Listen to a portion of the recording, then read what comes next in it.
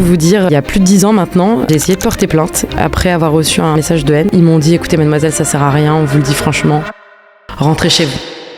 Pendant longtemps, on a laissé les réseaux sociaux être cette espèce de Far West. On se disait qu'après tout, il fallait bien un défouloir, donc voilà. On a laissé les propagateurs de haine, eux, s'organiser très largement, s'installer très confortablement sur le terrain numérique. L'emoji pizza, c'est un emoji qui est utilisé dans le contexte de contenu pédoporno. Vraiment, le business model est autour de l'économie de l'attention, donc l'objectif pour une plateforme concrètement, c'est que vous restiez le plus longtemps sur l'interface pour pouvoir vendre de la publicité. Et pour ça, il faut faire appel aux instincts les plus vils, au moins susciter des émotions fortes. Si on décide de pas rester cette majorité silencieuse et que on devient actif en fait sur les réseaux sociaux, on a vraiment notre capacité de changer les choses. Il faut pas laisser l'espace aux propagateurs de haine et de désinformation, quoi. Il faut absolument reprendre, réinvestir ces espaces. Ils ne leur appartiennent pas du tout.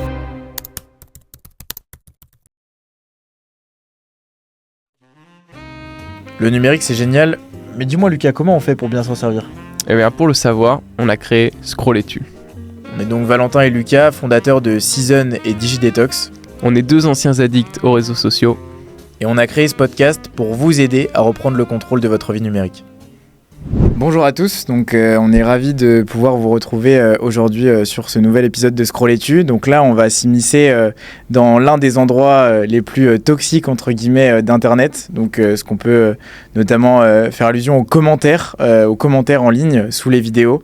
Donc soit quand vous scrollez ou notamment aussi des vidéos sur YouTube par exemple, ou même parfois retrouver certains commentaires ou plutôt ici des messages dans des groupes. Donc ça peut être des groupes sur des forums, des blogs ou même des groupes de classe. Là, l'idée, c'est d'explorer un peu tout ça. Parce que c'est un peu à cet endroit qu'on peut retrouver de la haine, parfois du racisme, de l'antisémitisme. Et donc, on avait envie d'explorer tout ça parce qu'aujourd'hui, beaucoup ne lèvent pas le petit doigt là-dessus. Mais aujourd'hui, Lucas, on reçoit quelqu'un qui a décidé d'agir, pas vrai ? Tout à fait. Aujourd'hui, on a l'honneur de recevoir Chani Benwalid, alors qui est conseillère numérique et contre la haine en ligne pour l'Adilkra, mais qui est surtout la cofondatrice de l'association Je suis là, la raison pour laquelle tu es là. Je suis là, c'est une armée numérique de citoyens, plus de 7200 membres aujourd'hui, qui interviennent directement sous les posts des réseaux sociaux pour amener de la nuance et du calme dans un climat qui peut être parfois un peu tendu. Bienvenue dans Scrolletu, Chani. Chani, pour commencer, est-ce que tu veux bien te présenter en quelques mots ? Merci beaucoup, je suis ravie d'être là avec vous.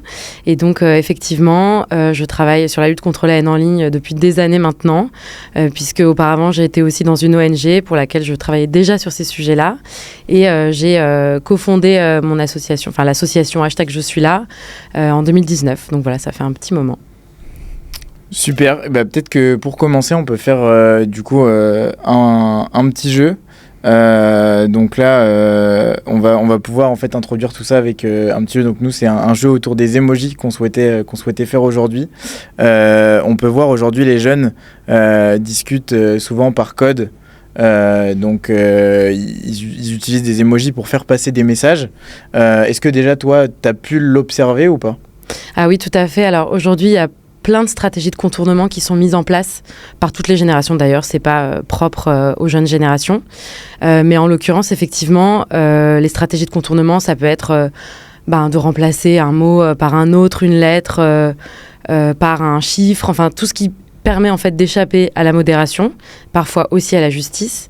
Et en l'occurrence, une des stratégies les plus utilisées, enfin qu'on retrouve le plus souvent sur les réseaux sociaux, c'est effectivement le fait d'employer des emojis parce que c'est beaucoup plus difficile ensuite, en particulier pour la modération, d'agir.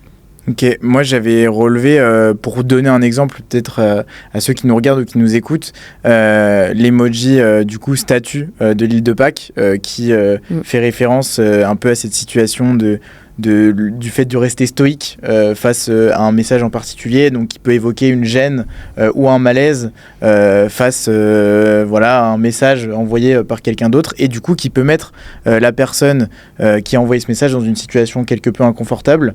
Je sais pas si Lucas t'en avais peut-être un en tête aussi. Similairement, tu as aussi l'emoji avec les deux yeux, qui indique souvent en fait un moment de gêne. Et donc, il peut mettre quelqu'un, si on prend l'exemple d'un groupe de classe, un élève qui va faire un commentaire qui serait perçu par les autres comme étant gênant. Si toute la classe met les emojis les yeux, ça peut être perçu, mal reçu en tout cas par la personne qui avait mis ce message-là. Donc voilà, on est sur le même thème que l'emoji d'Île de Pâques. Et t'avais une idée toi aussi là-dessus ? Ouais, je peux donner quelques exemples, mais aussi c'est vrai qu'il y a quelque chose qui se passe avec les emojis et les stratégies de contournement, c'est aussi que dans un premier temps, il y a que un petit nombre, un nombre restreint de personnes qui va comprendre le message, et donc ça leur permet entre eux de se faire passer, encore une fois, de se faire passer des messages qui sont potentiellement illicites. Et qui sont les seuls à pouvoir capter. Et je pense par exemple, alors il y a des emojis complètement random, mais je pense par exemple à la pizza, emoji pizza, parce que l'emoji pizza, c'est un emoji qui est utilisé malheureusement dans le contexte de contenu pédopornographique, par des hommes entre eux, pour se parler entre eux, parce qu'en fait, il y a une référence, c'est que les initiales de Cheesy Pizza, c'est CP, et donc c'est aussi les initiales de child porn. Parfois, c'est vraiment très subtil comme ça. Très loin, quoi. Et ça peut aller très loin. Il y a aussi, dans l'univers masculiniste, par exemple, l'utilisation de la pilule rouge. Donc c'est un moyen de ralliement entre eux, qui est aussi utilisé par les complotistes. Il y a l'emoji 100, le chiffre 100, qui fait référence aux 80% femmes, 20% hommes, qui veut dire, qui est encore une fois l'emoji des incels et des masculinistes, et qui veut dire en fait que 80% des femmes sont attirées par 20% des hommes, et ce qui est plus ou moins une attaque, ce qui est plus ou moins un appel à attaquer les femmes, parce qu'en fait, ce que ça dit, c'est que les femmes ne seront pas attirées par vous les hommes, donc allez-y quoi. Et il y en a plein aussi dans des contextes racistes, antisémites, etc. Il y a des emojis qui sont utilisés pour représenter des communautés. Après, le mieux, c'est pas de faire toute la liste des emojis qui existent, parce que je voudrais pas inciter des gens à les utiliser. Non, c'est sûr. Mais c'est important de savoir que ça existe, Ouais, non, on voulait surtout introduire le sujet parce que souvent on n'a pas forcément conscience. C'est un phénomène qui est très courant, comme tu l'as dit, pas seulement chez les jeunes, mais du coup dont on doit connaître en fait tout simplement pour aussi expliquer certains phénomènes. Et c'est une forme indirecte entre guillemets de mépris ou de haine en ligne. Toi qui travailles du coup sur le sujet depuis plusieurs années, est-ce qu'il y a un moment où tu t'es dit ok, ça a pris des proportions vraiment importantes? Comment est-ce que tu as vu un peu l'évolution de la haine en ligne ces dernières années? Ouais, alors ce qui est clair, c'est que ça va un peu de mal en pis, il faut être honnête, vraiment sur le terrain numérique, je veux dire. Après, pas du côté des solutions, parce qu'évidemment, il y en a quand même de plus en plus. Mais moi, j'avoue que c'est un sujet qui m'a l'air depuis très longtemps. Nous, on a fondé l'association dans le contexte des élections européennes à l'époque, de 2019. Et pourquoi ? Parce qu'il y avait, d'abord, il y avait un gros risque, malheureusement, qui s'est avéré, que le RN arrive en tête. Et il y avait une montée absolue du complotisme. Mais le vrai moment de shift pour moi, c'est le Covid. C'est le Covid parce qu'il y a beaucoup plus de gens en ligne, il y a beaucoup plus de gens sur les réseaux sociaux. Je crois qu'il y a 40% de personnes qui ont créé un nouveau compte sur un réseau social à ce moment-là. Donc c'est énorme. Il y a évidemment...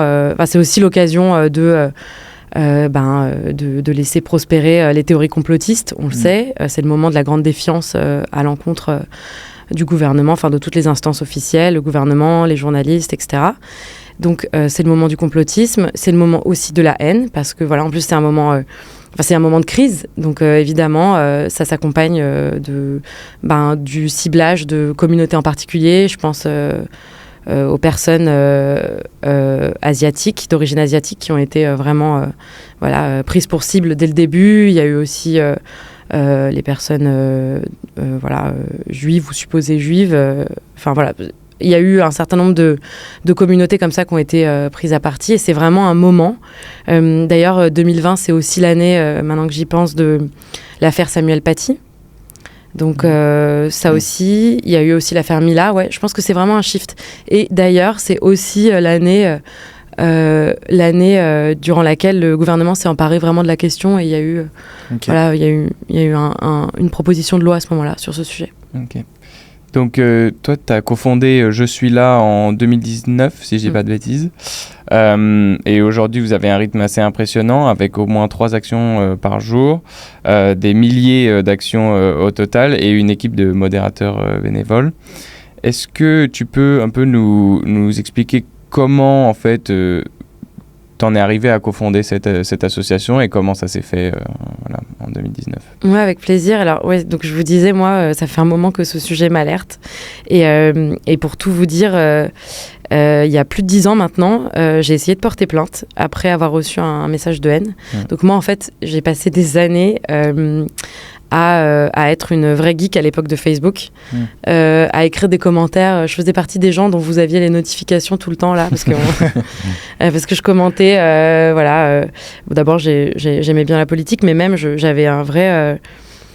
J'avais envie de participer à une forme d'apaisement en ligne parce que je trouvais pas normal que déjà il y ait la haine qui prospère et tout ça. Et donc, j'écrivais souvent des commentaires et puis un jour, je me suis pris un commentaire vraiment haineux au dernier degré en message privé. Et mon réflexe a été d'essayer d'aller porter plainte. Donc je me souviens, j'ai imprimé, c'était une personne c'était une femme qui était sous son vrai nom, pas pseudonyme, photo de ses enfants, de son mari, etc. Et qui en était pas à son coup d'essai, qui écrivait des commentaires de haine partout. Donc moi, j'étais allée imprimer tout ce que je retrouvais, etc. J'avais fait ma petite enquête et j'étais arrivée au commissariat. Alors, j'ai eu plutôt de la chance parce que pour le coup, j'ai été bien reçue, mais ils m'ont dit, écoutez mademoiselle, ça sert à rien, on vous le dit franchement, rentrez chez vous. On peut rien faire. On peut rien faire. Et en fait, ça m'a paru fou. À l'époque, je me suis dit, mais en plus, moi, je suis personne, je suis pas connue. Donc moi, je reçois ça, mais j'imagine bien que les gens un peu connus, ça doit leur arriver assez souvent. Et en fait, on est en train de me dire que la justice ne peut pas avoir lieu. Enfin, donc, quelle est la solution? Donc, j'avais écrit un commentaire sur ma page en disant, est-ce que quelqu'un a un conseil à me donner? Je sais pas quoi faire. Et le message m'a un peu échappé. Il avait buzzé à l'époque. Faudrait voir aujourd'hui. Peut-être pas sous les règles contemporaines, mais en tout cas, à l'époque, il m'avait échappé. Et il y a plein de gens qui avaient répondu en me disant... au début, c'était du soutien, c'était agréable. Et puis après, j'ai eu des messages de gens que je connaissais pas qui me disaient j'ai trouvé son numéro de téléphone, j'ai trouvé son adresse. Et j'étais là, oulala, mais je veux pas du tout ces informations. Ok, d'accord. Et en fait, elle s'est faite elle-même cyberharceler. Okay. Et ce qui a fait que, je pense, parce qu'en fait, elle a fermé son compte. Et je suis à peu près persuadée. Et là, je me suis dit, en fait, c'est la loi du talion. Et il y a un problème, là. Il y a un truc qui va pas, quoi. Ça doit pas fonctionner comme ça, quoi. Exactement. Et du coup, selon toi, est-ce que l'État aujourd'hui il est armé face à la vitesse aussi à laquelle évoluent les algorithmes et du coup parfois aux recommandations, on va dire au changement de ces plateformes.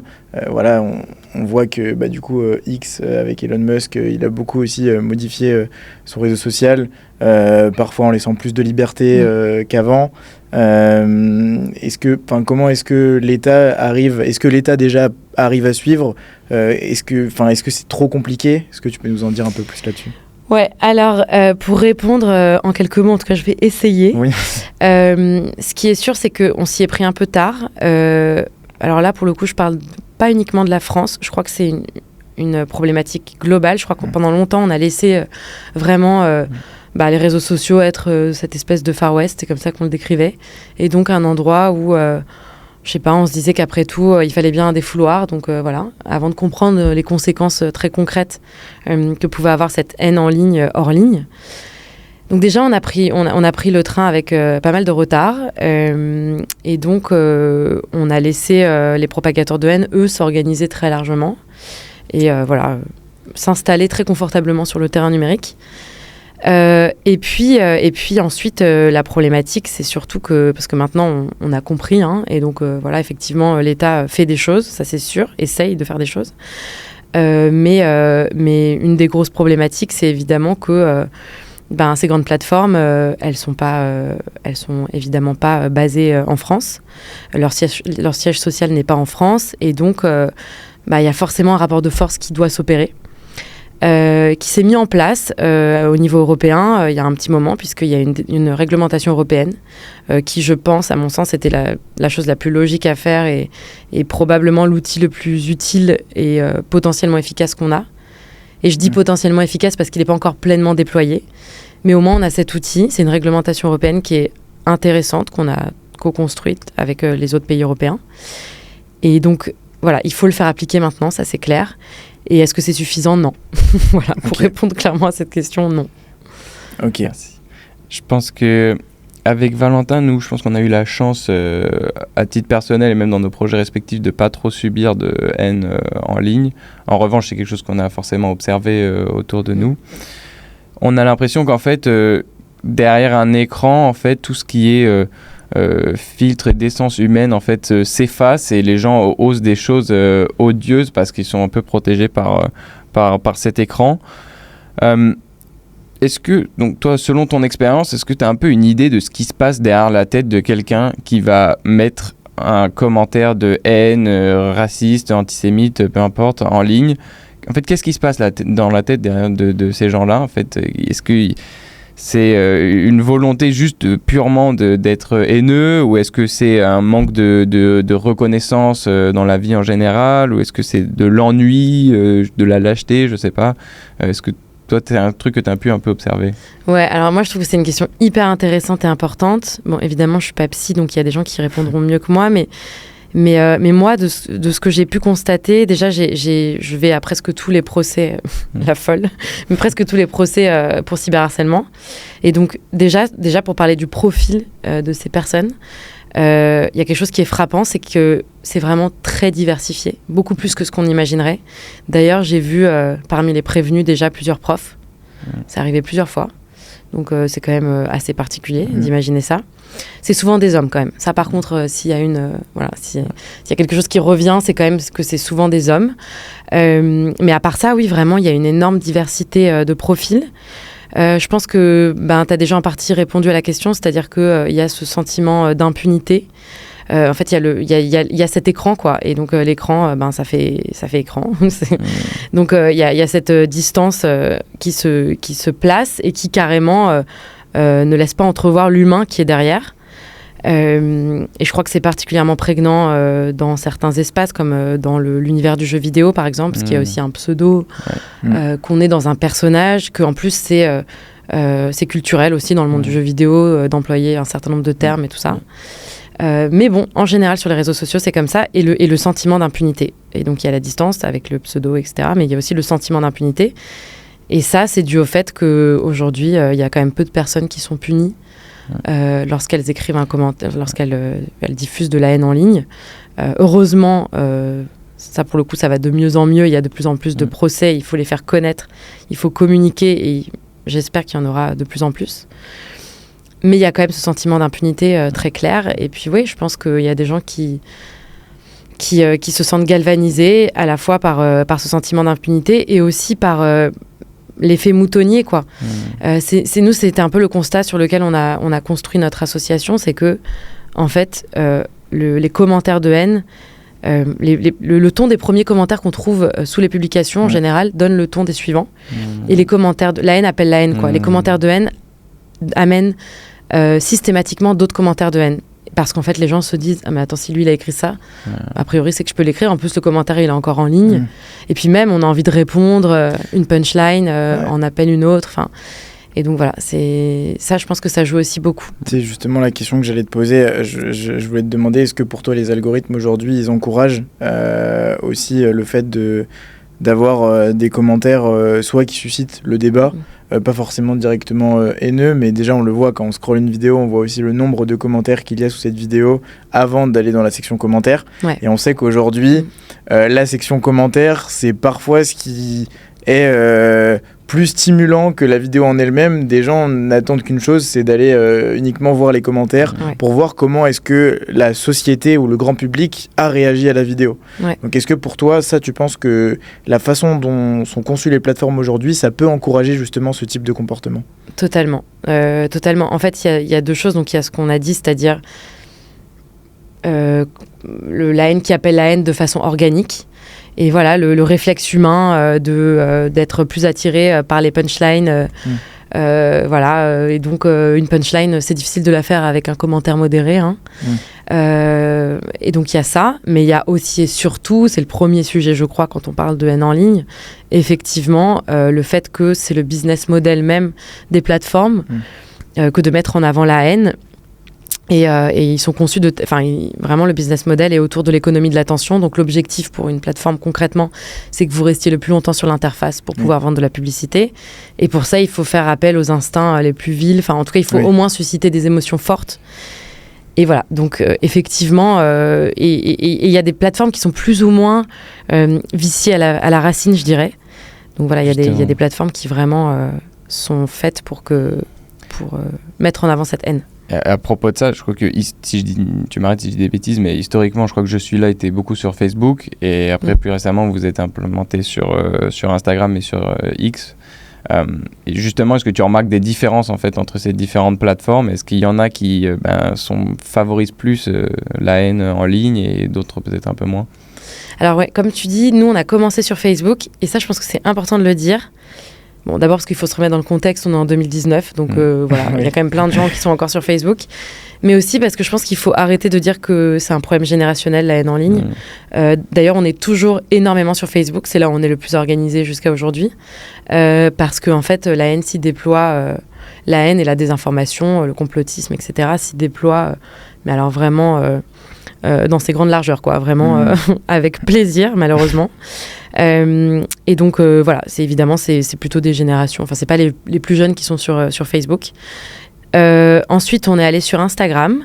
Sur Instagram c'est un peu plus pernicieux aussi parce qu'il y a des systèmes de modération qui se sont mis en place. Il y a des solutions de modération comme Bodyguard par exemple auxquelles font appel certains médias.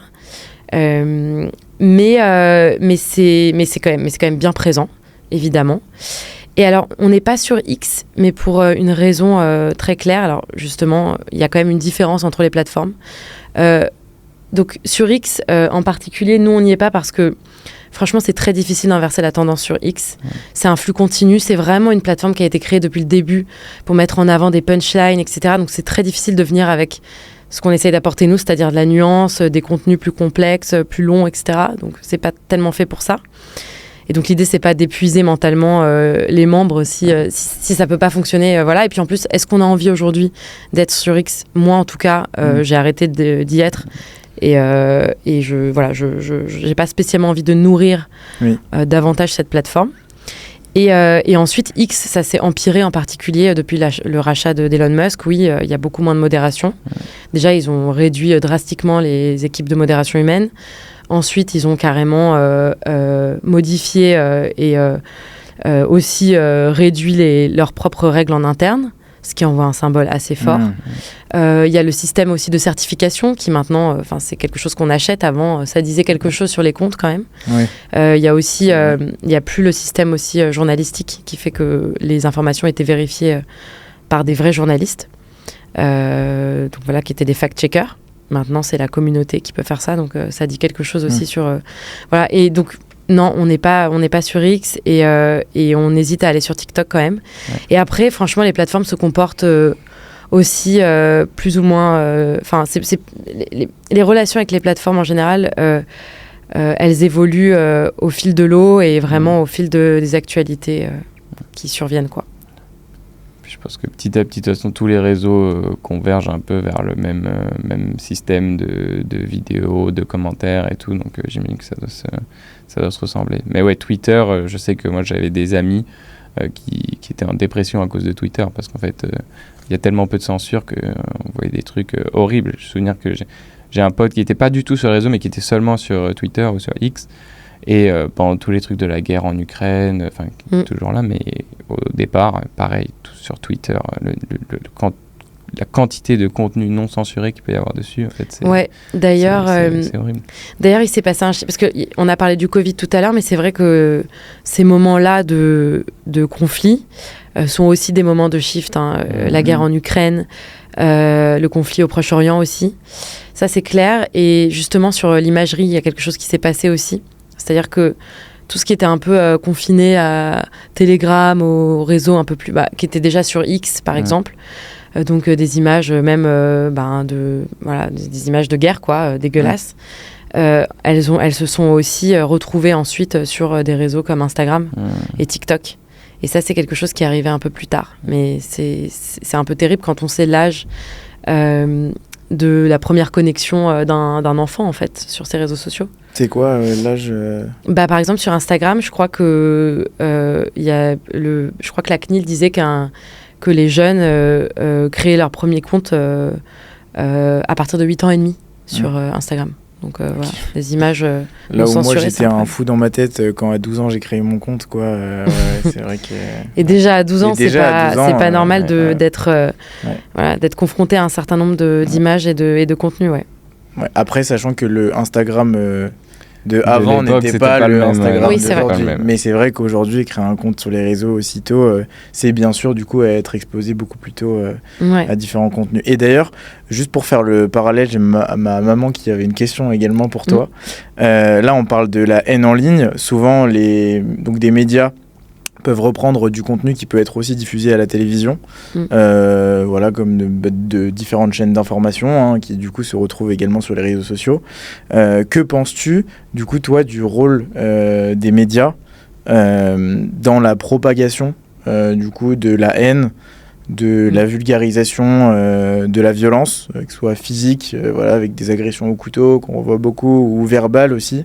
Elle m'évoquait notamment le cas de maires ou d'élus voilà, qui peuvent aussi avoir des propos, d'évoquer des injures aussi entre eux, et derrière qui devraient potentiellement être déchus ou pas éligibles aux prochaines élections. En fait, on peut encourager, entre guillemets, en quelque sorte indirectement, parfois ces comportements, ou du coup la diffusion des pratiques sexuelles. Que penses-tu vraiment du rôle des médias dans la diffusion de tout ça ? Tu diras à ta maman que la question est très pertinente. Moi, je rejoins assez ce point de vue, qui est indirectement exprimé dans cette question. C'est-à-dire que je pense qu'il y a une vraie responsabilité de nos représentants. Il y a une vraie responsabilité des médias, il y a une vraie responsabilité de nos élus aujourd'hui. Effectivement, c'est très compliqué d'entendre que la société civile doit bien se comporter et ne pas proférer des commentaires de haine, etc. Dès lors que ceux qui sont censés représenter cette société civile ne se comportent pas bien, et c'est vraiment un euphémisme que de le dire. Tant qu'on fait pas, tant qu'il n'y a pas de condamnation claire et concrète. Et effectivement, moi je pense à un moment donné que y a les élus qui ont été condamnés n'ont rien à faire je pense pas que ce soit très légitime que d'avoir des élus au pouvoir qui ont été condamnés pour des propos haineux. Et en tout cas, ce qui est sûr, c'est qu'il faut absolument que justice se fasse, parce que c'est un vrai sujet, quoi. C'est-à-dire que si justice ne se fait pas dans ces cas-là, ça envoie le message indirectement à la société civile. C'est pas grave, regardez, même ceux qui sont censés être quand même des exemples, parce que moi je pense qu'il y a un devoir d'exemplarité quand même pour ces personnes-là. Regardez, eux ils font ça, il leur arrive rien. Moi je pense que c'est un vrai sujet, ça. Avant de passer à la suite, j'aimerais aussi qu'on revienne sur quelque chose qui est que j'ai l'impression que les réseaux aujourd'hui jouent beaucoup sur l'appétence que le cerveau humain a pour le négatif, en fait. Donc en fait, les réseaux vont beaucoup nous montrer des informations négatives, parce que pour une raison X ou Y, les cerveaux humains sont en tout cas ont l'attention plus captée par ça.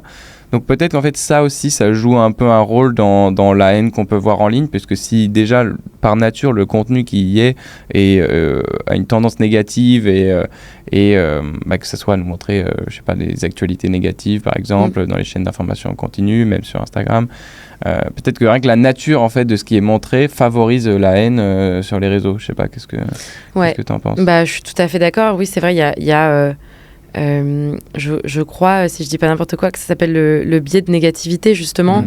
C'est le fait que le cerveau il est attiré particulièrement par en tout cas il est plus en alerte sur les sujets qui sont de l'ordre de la menace, etc. Donc effectivement il y a déjà quelque chose d'organique, quoi.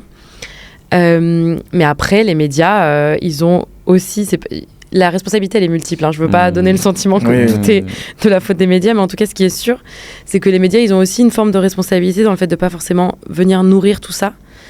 Et de manière globale, je pense qu'on peut, on peut essayer de créer des nouveaux modèles, en fait.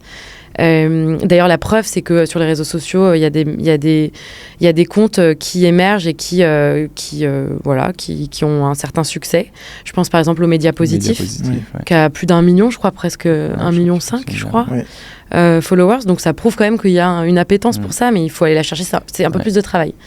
C'est un peu moins naturel. Mais c'est vrai que quand on y pense... même dans les périodes de conflit dont on se parlait, je veux dire, c'est couvert H24, effectivement, on parle tout le temps des conflits, mais combien de fois vous entendez parler des initiatives positives qui existent ? C'est très rare au final. Il y a plein d'initiatives qui existent. Je pense notamment aux Guerrières de la Paix en France, qui est un mouvement pour la paix. Je veux dire, on en parle, mais on devrait en parler beaucoup plus. On devrait avoir beaucoup plus des initiatives comme ça. Il en existe, et en l'occurrence aussi dans les pays en guerre. Et on devrait avoir, il devrait y avoir un vrai relais de ces initiatives, parce que c'est important de leur donner, de leur donner plus de voix. Et après, moi, ce que je trouve intéressant avec les réseaux sociaux, une fois qu'on a capté le biais algorithmique, qui est un vrai sujet. Et je pense qu'on croit qu'on le capte, mais là je me mets aussi dans le même sac, mais on capte pas vraiment. Combien de fois, alors que moi c'est mon travail au quotidien, combien de fois je me suis rendu compte que j'étais complètement dans ma bulle, vraiment en parlant autour de moi aux gens, leur disant mais attends, mais personne n'a réagi à ça, tu te rends compte? Et ils m'ont dit mais attends, mais je n'ai absolument pas vu ce dont tu parles en fait. Donc ça arrive à tout le monde tout le temps. Il faut juste avoir conscience de ça déjà pour commencer. Et une fois qu'on capte ça, je pense que ce qui est intéressant avec les réseaux sociaux, c'est qu'on peut un peu dompter son algorithme, quoi. Et ça, je pense qu'il faut vraiment reprendre la main sur son algo et s'amuser comme ça régulièrement à le renourrir avec des choses qu'on a envie de voir, ou plus de diversité. Mais en tout cas, on peut prendre la main. Sur les médias, si, on peut choisir la radio qu'on va écouter, etc. Et pourquoi pas diversifier. Mais en tout cas, avec les réseaux sociaux, il y a quelque chose de plus proactif, je trouve, qui est intéressant. C'est clair. Et puis, après, ça demande quand même un effort d'esprit critique quand même assez souvent pour pas se laisser enfermer dans la bulle des réseaux. Mais je pense que aussi, ce qui est difficile, et ce que tu mentionnais, c'est le problème de la responsabilisation. Parce que en fait, même ces plateformes-là, c'est difficile de les tenir responsables, parce que quelque part, c'est aussi un peu le système qui veut que ces plateformes fonctionnent comme ça et mettent en avant ces vidéos. Alors, c'est triste, mais dans une société capitaliste, c'est sûr que c'est ce qui va attirer le plus l'attention des gens et attirer le plus de revenus, qui naturellement va se retrouver à être la chose la plus populaire. Mais donc, quelque part, en fait, c'est aussi difficile de remettre la faute sur ces plateformes-là, parce que y a pas forcément quelqu'un derrière ces plateformes qui se dit « Ah bah tiens, je vais décider de mettre les trucs les plus horribles sur la plateforme ». Non, c'est juste le système en général qui fait que ces vidéos sont mises en avant. Donc c'est aussi un peu compliqué. Enfin, bref. Non, mais c'est hyper intéressant ce que tu dis, parce que c'est vrai aussi que c'est important de rappeler que même derrière ces grandes plateformes, c'est effectivement avant tout des enjeux économiques. Alors, je sais que le cas Elon Musk crée plus de flou sur ce sujet-là, mais de manière globale, c'est pas des grands politiciens, et c'est pas, initialement, c'est quand même des mecs qui veulent se faire de l'argent. Et donc, c'est ça la première logique, elle est économique. Avant d'être politique, il me semble. Et donc, c'est très cynique. Il n'empêche que les conséquences sont très politiques.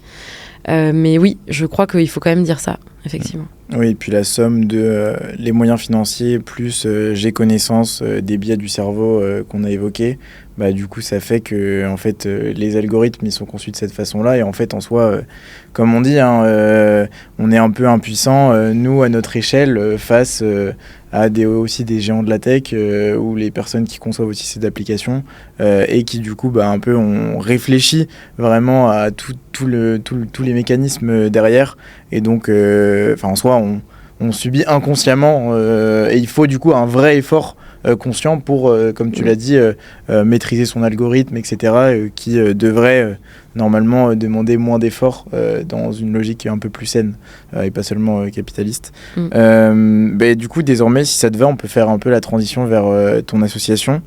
Donc, parce qu'on aimerait que tu nous en dises un peu plus sur son fonctionnement, ses membres, etc. Et puis aussi s'il y a des personnes qui souhaitaient rejoindre le mouvement, aussi quelles actions elles peuvent faire, comment est-ce qu'elles peuvent s'engager. Du coup, concrètement, comment ça se passe ? Est-ce qu'il y a des éclaireurs du coup sur les réseaux sociaux qui vont essayer d'identifier des commentaires sous des posts de racisme, d'antisémitisme, de haine en ligne, et qui du coup derrière vont commenter ? Est-ce que tu peux nous en dire un peu plus là-dessus ? Ouais, avec plaisir, mais d'abord j'aime bien ce terme éclaireur. Ouais. Je vais laisser. Alors en fait, concrètement, donc on est une communauté positive effectivement sur les réseaux sociaux. Et donc qu'est-ce que ça veut dire ? Derrière, il y a ce qu'on appelle les modérateurs. Donc on a une quinzaine de modérateurs, beaucoup de femmes, mais pas que aujourd'hui, qui en fait font du repérage, effectivement font un travail de veille, mais un travail de veille humain. Et c'est important parce qu'en fait, il y a déjà, de toute façon, il y a de la haine en ligne, il n'y a pas de problème malheureusement d'en trouver. Mais donc en fait, ils font un premier travail comme ça de sélection. Ils repèrent là où il y a de la haine, c'est souvent lié à l'actualité. Les membres aussi, qui ne sont pas des modérateurs, peuvent tout à fait envoyer ce qu'ils ont repéré également. Et c'est pris en considération, en général même en premier lieu, avant d'aller ensuite repérer pour les modérateurs. D'abord, s'ils reçoivent des propositions des membres, elles sont prises en considération directement. Et donc, une fois qu'ils ont fait ce travail de repérage, ils lancent une action commune, c'est comme ça qu'on les appelle. Et donc, ils lancent une action commune en disant, ils appellent les gens à écrire des commentaires.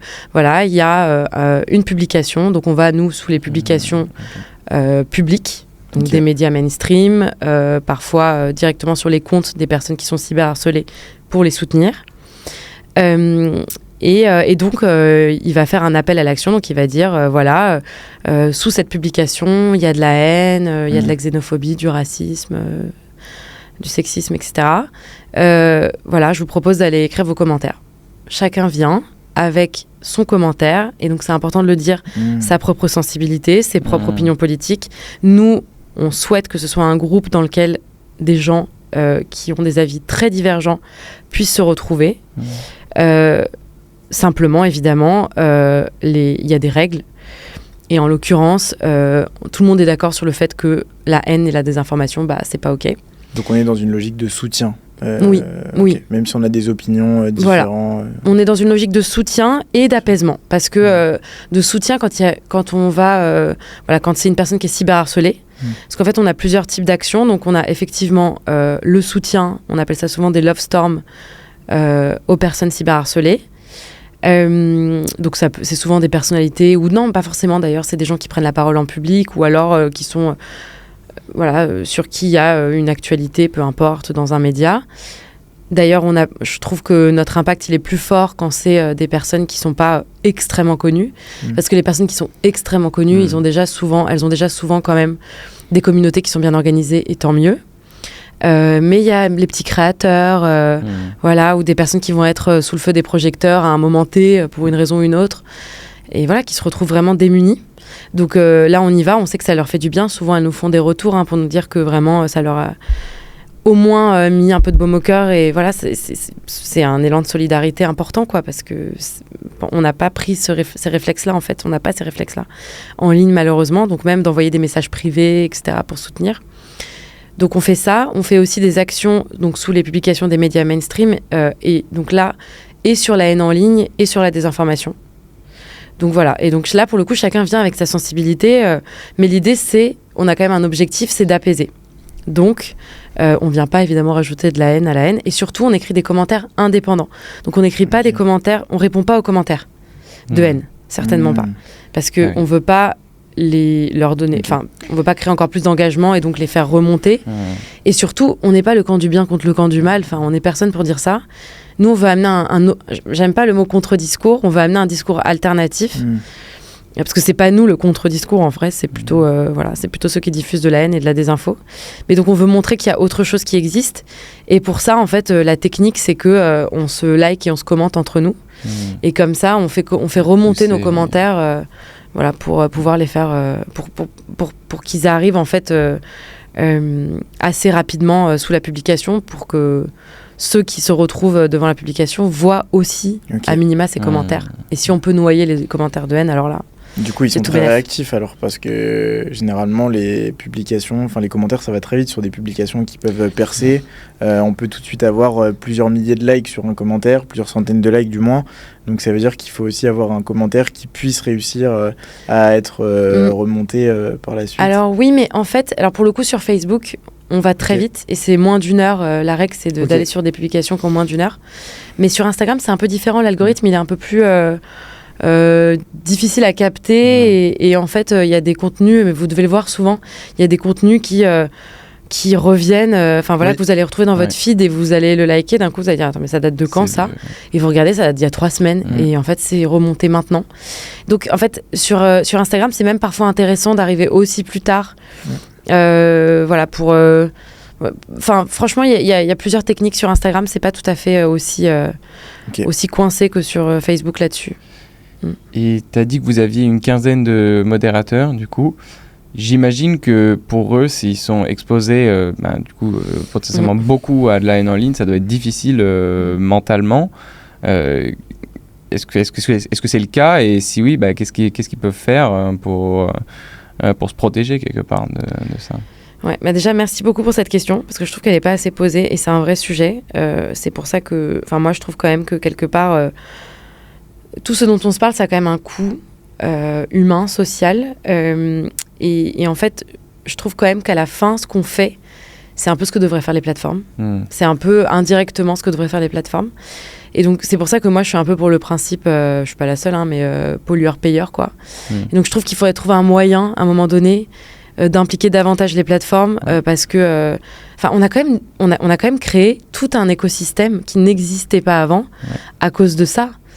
Alors c'est comme ça pour tout, donc voilà, et ça apporte aussi des choses positives. J'ai pas envie de faire la fille qui tape, qui diabolise les réseaux sociaux, parce que ça apporte tout un tas de choses positives, et l'idée c'est pas de revenir là-dessus. Mais quand même, il faut qu'on s'organise, et on est en train de créer cet écosystème, et c'est notamment le fait d'une absence de modération, ou en tout cas d'une modération largement incomplète. Donc effectivement, ça donne concrètement des gens qui se retrouvent à modérer, alors soit pour le compte des plateformes directement, soit à plein d'autres égards. Les modérateurs, ils existent un peu partout, même dans les communautés de joueurs, ils s'organisent, ils s'autorégulent. Donc il y a des modérateurs sur Twitch, etc. Et donc chez nous, Je suis là, effectivement, les modérateurs, ils sont confrontés à des commentaires de haine au quotidien. Et c'est un vrai sujet. Je pense que malheureusement, on ne peut pas vraiment effacer ce qu'on a vu. On ne peut pas revenir sur ce qu'on a vu. Donc oui, il y a une importance d'être suivi, d'être accompagné par des psys. Je sais qu'il y a pas mal d'associations qui mettent ça en place. Et nous, c'est un vrai sujet en interne. Mais ça suffit pas, parce qu'encore une fois, on n'efface pas ce qui a été vu. Donc moi, j'ai souvent la culpabilité de me dire, j'espère que j'ai pas co-créé un truc monstrueux, quoi. Après, plusieurs choses. Déjà, nous, on incite fortement les modérateurs et modératrices à se retirer dès qu'elles sentent que c'est trop pour elles et pour eux. Et donc régulièrement, heureusement, chez nous, les modérateurs, modératrices nous disent là, je fais une pause. Et on incite vraiment à faire des pauses. Et même nous, on en fait. On en a fait quand on était beaucoup sur le terrain au début. Qu'on était très peu. On s'écoutait là-dessus, c'est clair. Après, c'est vrai que comme on est une communauté positive, il y a aussi beaucoup de gens dans les modérateurs qui passaient de toute façon du temps sur les réseaux sociaux et qui étaient confrontés à cette haine. Et en fait, qui disent que justement, avec Je suis là, ils ont trouvé une communauté positive. Donc, il y a quelque chose de il y a beaucoup de solidarité chez nous. Et donc, il y a ce truc où on n'est pas seul et on se soutient les uns les autres et on s'encourage. Et puis, notre première action, c'est quand même de liker les commentaires des uns et des autres. Donc, c'est quand même c'est ce à quoi on est confronté aussi, heureusement. Mais n'empêche que ça, voilà, tout ce que tu as dit est aussi une réalité qu'il faut pas mettre sous le tapis. Et ben, du coup, justement, est-ce que, quand ils se sentent un peu trop exposés et que des fois, il faut peut-être prendre le relais aussi pour continuer dans une love storm, par exemple, comment est-ce que tes 7200 membres, les 7200 membres qui sont aujourd'hui, pas à toi, mais les 7200 membres de l'association, comment est-ce qu'ils sont répartis, quelles sont un peu leurs actions principales. Donc il y a les modérateurs, et du coup, comment les autres sont encouragés à agir Alors, ceux qui se répartissent vraiment le temps de travail, c'est les modérateurs. Voilà, le week-end, ils se font un planning de la semaine. Okay. Et donc vraiment toute la semaine on sait qui, quoi, quand va être en charge. Et ensuite nous on appelle nos membres à venir nous rejoindre, et ça pour le coup c'est très libre et c'est important que ça le reste. Donc c'est pour ça évidemment les 7200 membres ne sont pas premièrement tous actifs, deuxièmement tous actifs en même temps, ça se saurait, mais c'est pas grave, ça marche quand même. Ça marche quand même avec un peu d'organisation, et aussi parce que de toute façon dès lors qu'il y a des commentaires alternatifs à un endroit où il n'y en avait pas, ça change la donne. Et vraiment, on le voit avec la façon dont la section commentaires elle évolue après qu'on soit passé par là. Mais donc effectivement, c'est très ouvert, c'est-à-dire que les sujets. Donc chacun vient avec sa sensibilité. C'est pareil pour les modérateurs. Donc effectivement, un modérateur. Il va regarder selon l'actualité ce qui se passe, et puis il y a un sujet qui va peut-être le toucher plus qu'un autre. Et comme on a plusieurs modérateurs, chacun fait en fonction aussi de sa sensibilité. En général, il regarde là où il y a le plus de haine.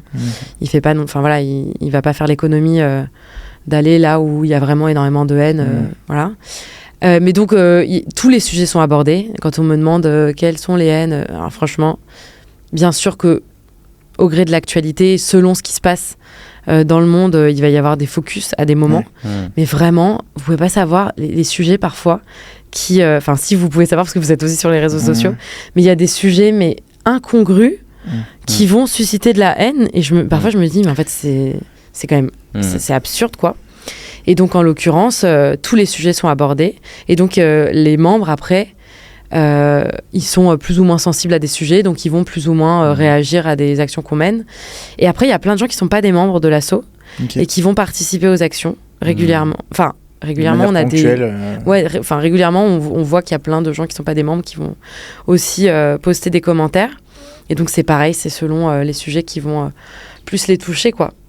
Et comment ça marche concrètement quand il y a une action qui doit être faite? Vous contactez les membres directement? Comment Alors, on a plusieurs biais pour les contacter. Donc, sur Facebook, il y a un groupe privé. Okay. Pour rentrer dans le groupe privé, il faut répondre à un certain nombre de questions. Voilà.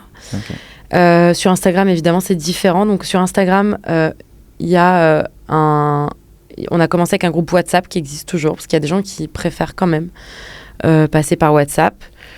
Nous, on s'organise en tant qu'association sur Signal.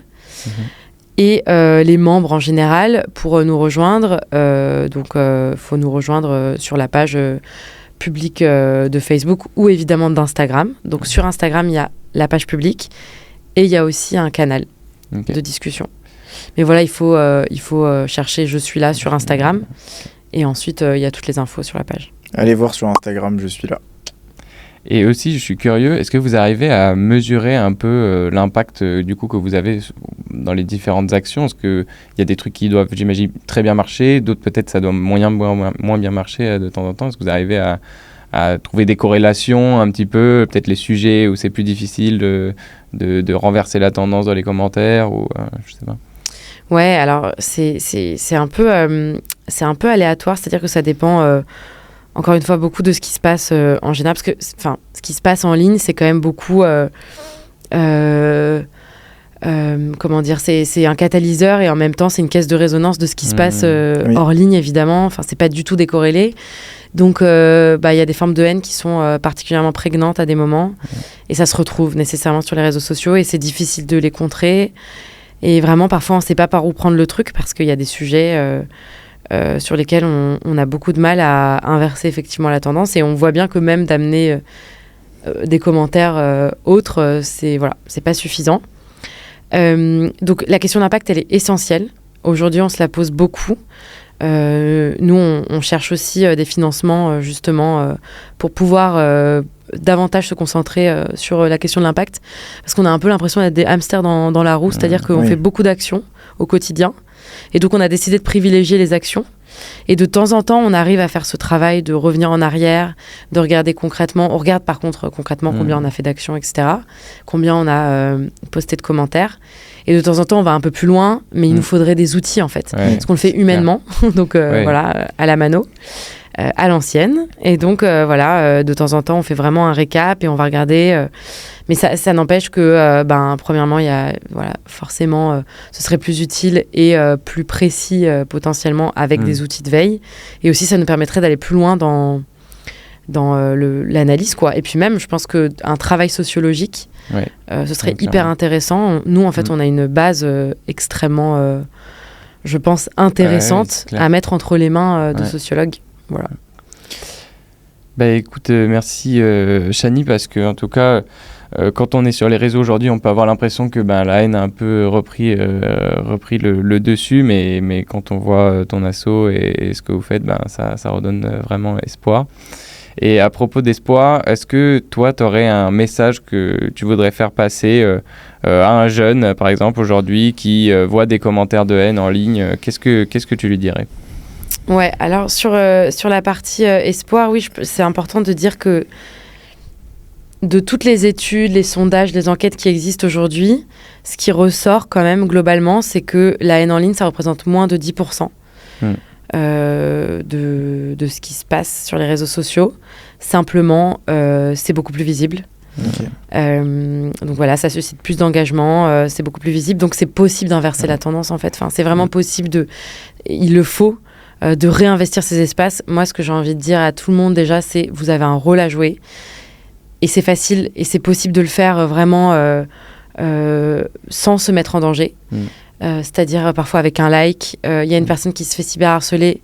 On a peur d'écrire un commentaire en public parce que ce qui revient beaucoup dans les témoignages, c'est la peur. Et même le fait de ne pas vouloir, chez les jeunes en particulier, le fait de ne pas vouloir s'afficher, aussi d'avoir peur du backlash, mais pas que de ne pas vouloir s'exposer, en fait.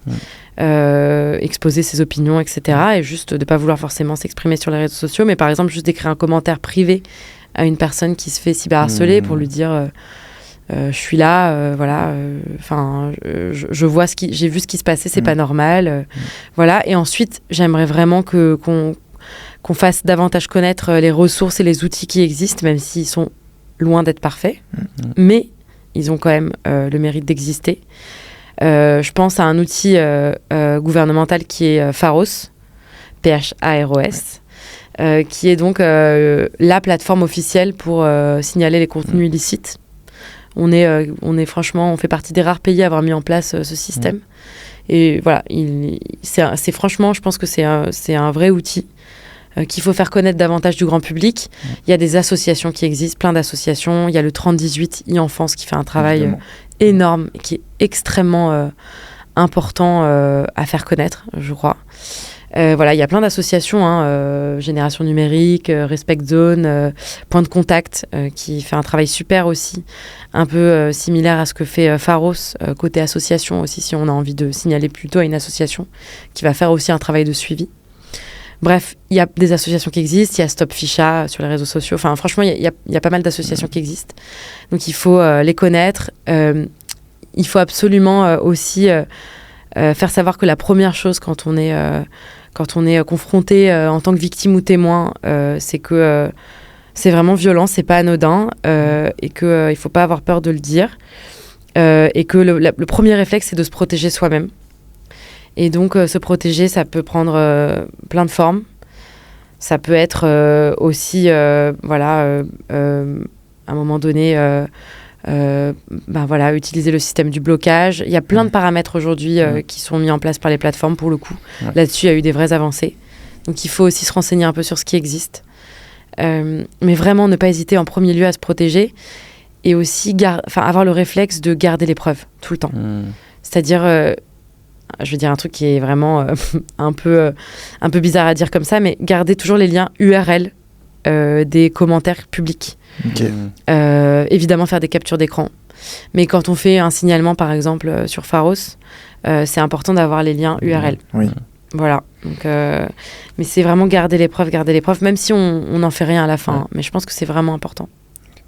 Et vraiment, en tant que témoin, ne pas hésiter à accompagner les victimes. Et là, on est sur la haine en ligne qui est visible, mais il y a aussi parfois de la haine en ligne qui peut être invisible, comme on l'a évoqué au tout début avec les groupes privés. Donc parfois des groupes de classe sur lesquels on ne retrouve pas de modérateur. Et tout ça, ça m'a fait penser à un trajet que j'avais partagé du coup en covoiturage, où du coup il y avait une fille qui m'avait expliqué que sa petite sœur s'était suicidée suite à du cyberharcèlement dans son groupe de classe. Et quelqu'un qui pourrait du coup être témoin de ce type d'action, mais qui aurait peur potentiellement d'agir, ou qui ne verrait, qui ne saurait pas forcément quoi faire, parce que peur aussi peut-être du rejet aussi de la classe, si elle témoigne un soutien à cette personne, qui peut être le souffre-douleur aussi de certains. Là, du coup, à son échelle, qu'est-ce que elle devrait faire dans ce cas-là ? Ouais, alors ça touche à plein de trucs ce que tu dis, donc déjà premièrement c'est dramatique, effectivement les conséquences peuvent être absolument dramatiques de la haine en ligne, et là tu viens d'en donner un des pires exemples. Sur les groupes de discussion comme ça, en particulier dans le milieu scolaire, le milieu universitaire, c'est un vrai sujet à part entière. Déjà, il faut dire que, par exemple, WhatsApp est depuis peu considéré comme une grande plateforme, et donc va devoir aussi répondre à un certain nombre d'exigences de la part, on l'a dit, de la Commission européenne. Et je pense en particulier au fait de mettre un bouton de signalement, parce que c'est pas le cas aujourd'hui, donc c'est un problème. Donc déjà, il y a ça. Mais ensuite, effectivement, les gens qui sont dans le groupe, non pas que ce soit leur responsabilité, alors là, je pense en particulier dans les groupes scolaires, évidemment... les enfants qui sont confrontés à ça, encore une fois, le témoin, c'est aussi, ça peut être aussi très choquant pour lui. Donc pour moi, il est aussi victime indirectement de la haine en ligne. Donc évidemment, l'idée c'est pas de transférer la responsabilité sur un autre enfant qui est dans un groupe dans lequel il y a quelque chose qui se passe de l'ordre du harcèlement. En revanche, effectivement, lui, il a la possibilité d'aller se référer à un adulte autour de lui qui va ensuite prendre cette responsabilité. Alors ça touche à beaucoup de choses que tu as dit, dont tous les rapports de force et tout ce qui se passe au niveau de l'école, mais il y a des programmes aujourd'hui qui sont mis en place. Je pense au programme phare, qui est le programme justement pour lutter contre le harcèlement à l'école, et donc qui met en place un certain nombre de choses, dont des référents adultes, aussi des référents plus jeunes, parce qu'il y a des gens qui sont plus à l'aise d'aller parler à des enfants qui sont plus à l'aise d'aller parler à d'autres enfants, et qui eux vont ensuite faire le relais, mais il y a des référents officiels sur ces questions du harcèlement, et l'idée c'est évidemment de pas de divulguer ensuite l'identité de la personne qui a donné ces informations. Certainement pas. Mais c'est un vrai sujet, parce que c'est un sujet qui est de plus en plus... qui prend de plus en plus de place dans justement toutes ces questions de lutte contre la haine en ligne. C'est ce qui se passe dans ces groupes informels, en fait. Dans lesquels, quand on est un enfant ou encore plus à l'université, on doit nécessairement être. Et donc voilà, qui peuvent aussi être des vrais endroits d'exclusion, de violence, etc. quoi. Et peut-être qu'à l'avenir, on pourra penser à des modérateurs IA qui pourraient potentiellement s'immiscer dans les groupes de classe pour identifier ce type de conversation un peu malsaine ou méprisante, et qui pourrait aussi faire office de signal d'alerte, et qui pourrait potentiellement aussi aider ton association dans ce cas-là, pour permettre à certains membres aussi d'être moins exposés à ce type de contenu. J'espère qu'on peut arriver à une forme de solution un peu comme ça, autant profiter de l'arrivée de l'IA, de l'avancée technologique pour avoir ce type de solution. Ouais, et ça, c'est quelque chose que devraient mettre en place les plateformes elles-mêmes. C'est-à-dire que de toute façon, elles font déjà... elles ont des algorithmes qu'elles peuvent aussi... dompter de telle façon qu'il peut y avoir de la modération aussi en amont. Puisqu'il y a évidemment des associations de mots, de termes qui sont exclusivement employés dans un contexte de haine et qui ne devraient pas avoir lieu d'être, quoi. Enfin, qui ne devraient pas pouvoir être employés dans un certain nombre d'espaces publics. Ouais, mais c'est vrai que souvent c'est dommage parce que tu vois, il y a des plateformes qui, à l'inverse, essayent de contourner. Enfin, il y a des plateformes qui, du coup, vont mettre en place des choses. Par exemple, Twitch, ils avaient mis en place des régulations. Et du coup, il y a une plateforme comme Kik, du coup, qui a aussi été ouverte et qui, elle, du coup, s'est dit, bon, bah, je vais être un peu le Twitch, mais un peu plus libre. Et qui, du coup, bah, a vu l'arrivée de beaucoup de personnes qui venaient aussi consommer le contenu sur cette plateforme parce que il était beaucoup plus libre. On a pu voir du coup le cas de Jean-Paul Madoff qui était du coup un streamer qui malheureusement est décédé à la suite de violences et aussi haine en ligne. Enfin haine du moins du coup directement en live.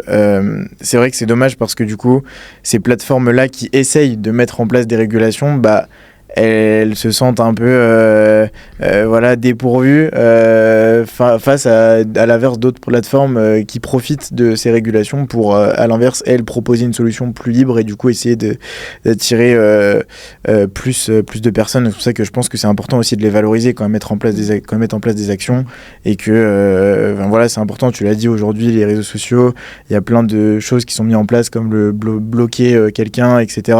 Donc ça faut aussi pour moi le valoriser parce que c'est vrai que c'est une façon d'avancer et de permettre du progrès dans ce sens. Ouais, je suis d'accord. Il y a plusieurs questions là-dedans.